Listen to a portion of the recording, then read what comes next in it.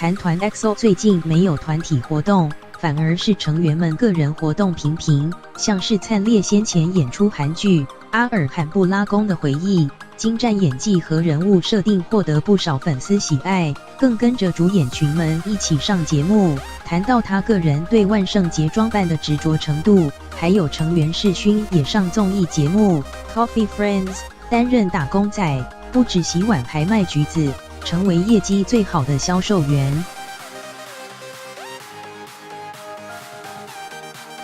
仔细跟客人讲解 ，EXO 的世勋来到实境节目《Coffee Friends》当打工仔，不止卖橘子卖出好成绩，还兼当洗碗工。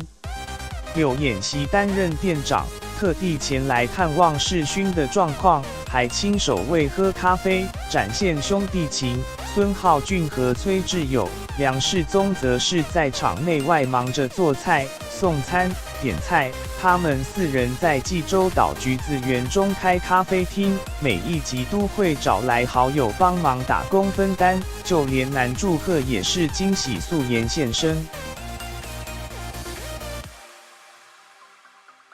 男祝贺一身轻便帽 T 加皮衣，头发还乱乱的，看起来像是刚睡醒，被哥哥孙浩俊急抠来补货面包和白饭，还以为送完东西就结束，没想到隔一天就真的来报到，当起正式打工仔。另一个综艺节目则是找来 EXO 的灿烈。